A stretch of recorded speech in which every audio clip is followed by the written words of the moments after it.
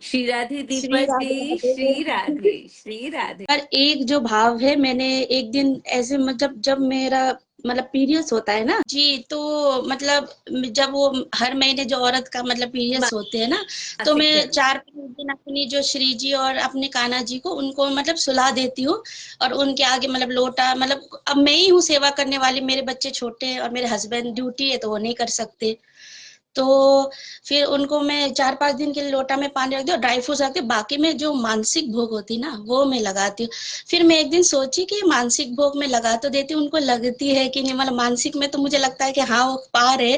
तो ऐसे में बैठ रही थी तो मैंने ऐसे वीडियो स्क्रॉल किया तो अनुज भैया का वीडियो आया, तो वो मानसिक भोग के बारे में ही बोल रहे थे, वो जिलेबी वाला जो स्टोरी है जी। तो वो वाला वो बता रहे थे, तो फिर मैंने एकदम जब उनने विस्तार में वो स्टोरी बताई तो मुझे बहुत अच्छा लगा। फिर मुझे लगा कि हाँ मतलब वो सेवा स्वीकार करते हैं। तो एक दिन फिर वैसे महीना का वो टाइम था, तो मैंने मानसिक भोग लगाया, तो मानसिक सेवा में तो वो जब मैंने मानसिक भोग में ना मीठा में खीर बनाया था, ठीक है। तो मैंने कान्हा जी को और राधा रानी को एक एक कटोरी दी। तो कान्हा जी कह रहे कि और एक कटोरी लिया। तो मैंने कहा मेरे पास नहीं है, ये एक ही कटोरी है खीर। उन्हें बोला किचन में है, जा ले आ। तो मैं किचन में गई और उनके लिए एक कटोरी और दिया, उन्हें बड़े चाव से खा लिया मानसिक सेवा में। तो उसके बाद मैं बैठ गई, हम लोग भोजन के लिए हम लोग दोपहर के मेरे हस्बैंड में बैठ गई। तो मेरी बेटी बाहर से पता है 2 कटोरा खीर ले आई कहीं से। तो मेरी बेटी, तो मैंने कहा अरे, तो मैं वो भी एक नहीं 2 कटोरी 2 कटोरी आई। मैंने कहा कहाँ से ले आई खीर? वैसे तो बोला नहीं मम्मी, बाहर ना कोई बांट रहा है खीर, मतलब। तो मैंने कहा तो अगर बांट भी देते एक एक खीर, पर पता नहीं मेरे मन में क्या है, मैं 2 कटोरी उठा के लाई और उन्होंने भी दे दिया जो बांटने वाले थे। वैसे बच्चों को वैसे बोलते एक एक कटोरी ले और जाओ, ज्यादा खाने की जरूरत नहीं, तो फिर निकल उन्हें दिया।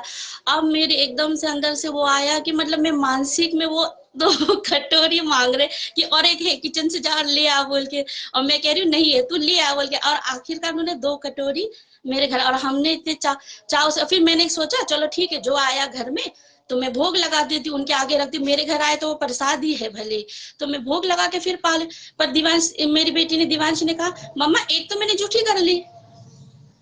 तो मतलब वो ऑलरेडी पा चुके, अब ये तेरे लिए है ये, बिल्कुल। अब ये तेरे लिए भेजा है। तो तब मुझे एहसास हुआ कि जो मानसिक भोग है, क्योंकि अभी दीदी मैं ना अपने आप को उतना उच्च कोटि का नहीं समझ रही हूँ कि मैं ऐसी हालत में उनको छूऊं ये सब करूं, मेरा मन नहीं मानता।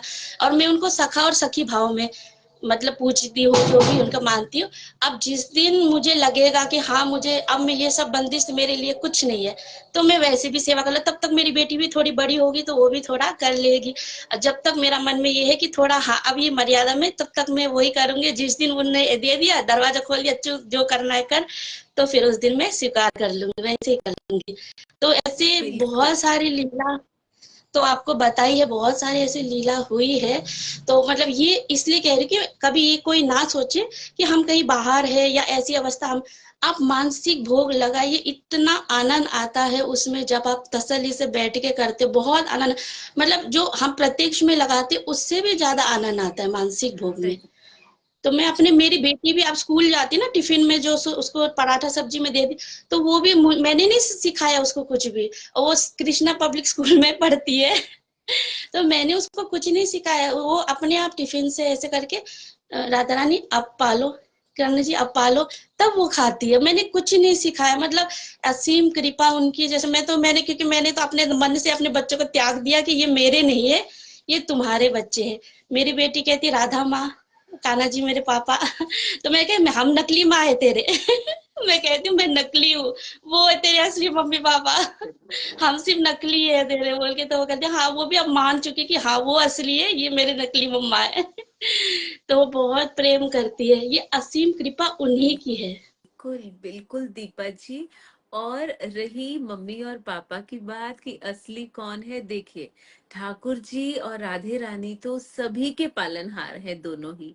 पर यदि आपका रिश्ता आपकी बेटी से जुड़ा है तो वो भी हमारे पुराने हैं जो हम एक दूसरे से जुड़े हैं। तो उसमें हम देखिए नकली या फिर मतलब ऐसे नहीं बोलूंगी मैं कि कैसा है ना रिश्ता, ये आपका और आपकी बेटी का जो रिश्ता है ये ईश्वरीय रिश्ता है, ईश्वर ने परम जोड़ा है। जी ईश्वर। कर्म। हाँ हाँ, जी, तो ये ईश्वर ने जोड़ा है ये रिश्ता। और ये रिश्ते भी बहुत ही खूबसूरत होते हैं, बहुत ही सुंदर होते हैं। और आपकी मतलब इतनी मेरा छोटी सी गुड़िया ईश्वर भाव में है, अपना भोजन पाने से पहले उनको भोजन देती है। ये तो बहुत ही सुंदर बात है, बहुत ही सुंदर बात है।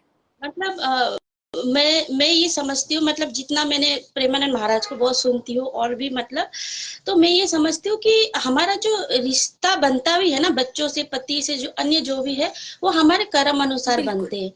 मतलब अगर उसने भी, मेरी बेटी ने भी कोई जन्म में उसने ऐसा कोई ठाकुर जी की सेवा या कुछ भी कथा कुछ किया होगा, उसने हमें मिलाया बेटी के रूप में, या मैं उसकी माँ के रूप में, या मेरे पति। तो हम अब देखिए जो भी है, चार जीवात्मा है हम, है ना, इस चार है, दो, एक बेटा बेटी है। अब हमारा जो कल्याण है ना, वो मेरी श्री जी ठाकुर, तो उन हमारा कल्याण ही करने के लिए वो हमें मिलाते हैं। करेक्ट। तो मतलब ये जो उनका अगर जो प्लान है ना प्लान प्लॉटिंग हमारा, मतलब हम जो प्लान प्लॉटिंग करते हैं ना, हमारा कुछ नहीं है जितना वो प्लान प्लॉटिंग करते हैं। बिल्कुल। बहुत, तो मैं यही यही भाव में मानती हूँ। अब मेरे दिल में ये आता कि हाँ, हमें अगर मिलाया है ना, तो मतलब हम ये कहते हैं, हम कहाँ से इतने इतने जन्मों में भटके चार जीव आत्मा अब जाके मिले हैं, और तुम्हारे लिए मिले। अब तुम बस अपना लो हमें, तुम अपनी शरण में रख लो, और उसके अलावा मतलब हमें मतलब कुछ नहीं चाहिए। जो हमारे नसीब में है, जैसा हमने प्रारब्ध किया होगा, वो हमें तो मिलना है। तुम साथ रहो, तुम्हारा मतलब जो एहसास है हमारे साथ रहे, तो हाँ, ये हिम्मत ही अलग होती है। वरना दीदी अभी ऐसी सिचुएशन अपनी हमारी लाइफ में चल रही है, बहुत मतलब अलग ही टाइप की बहुत दिक्कत है, जो 8-10, अब मेरी शादी के 10 साल हो जाएंगे। पर वो जो सिचुएशन अभी, मतलब अब मुझे ऐसा लगता है कि मैं पहली वाली होती ना, मैं मतलब बहुत थोड़ी गुस्से वाली हूँ, अभी गुस्सा हो जाएगा, अभी शांत हो जाएगा। तो मैं शायद अभी पति से लड़ती, मेरे पति भी टेंशन में, वो भी कुछ ना कुछ कहते। पर हमारे इतनी टेंशन में भी इतना शांत स्वभाव है, शांति घर में बना। मतलब मुझे लगता है अब ये घर में, हाँ, इन्हीं का हुक्म है और आप ही का हुक्म चलना चाहिए, हमारा नहीं चलना चाहिए। सुंदर सुंदर। इतना मतलब अगर कहे ना जाओ तो शायद मुझे लगता है 2-3 घंटा बहुत लग जाएगा। पर मुझे ये जो प्रधान मुझे लगा, मुझे बताना चाहिए, क्योंकि हो सकता है हमारी सखी में से जितने भी माता बहनें आए, उनको कभी लगे कि ये मानसिक सेवा आप करके देखिए। मतलब इतना आनंद आएगा ना आपको। और अनुज भैया का एक वो जो वीडियो है, उसमें मैं जो आंसर मिला, मतलब उनके वीडियो थ्रू ना ठाकुर जी मुझे मतलब दे देते आंसर। मैं सोचती हूँ ना, जब कुछ रात को सोच के दूसरा दिन मैं देखती हूँ उनका वीडियो उसी टॉपिक में होगा। तो मैंने बस ऐसे ही तो वो देते हैं आंसर, प्रत्यक्ष बिल्कुल। हमारी औकात नहीं है इस टाइम पे। हम उस लेवल पे अभी पहुंचे ही नहीं है, अभी तो हम धीरे धीरे सीढ़ी चढ़ रहे हैं एक दूसरे का हाथ पकड़ के। बहुत सुंदर दीपा जी, और बहुत बहुत आभार आपका। आपने मानसिक सेवा का जो हमारा विधान है और जो उसकी मान्यता है, उसको बहुत ही सुंदरता से यहाँ पे सुनाया। और ये बहुत ठीक कहा आपने कि मानसिक सेवा जब भी लेडीज पीरियड्स में होती है, वो सच्चे भाव से आराम से बैठे, बिना किसी पूजा की वस्तु को छुए, ईश्वर को मानसिक रूप से भोग दें, उनको सुलाएं, उठाएं, भोजन पवाएं, सब कुछ हो सकता है। तो ये आपने बहुत अच्छा किया, हमसे साझा किया। आपका बहुत बहुत आभार। श्री राधे दीपा जी, श्री राधे। हरी बोल। हरी हरी बोल, हरी बोल, श्री राधे।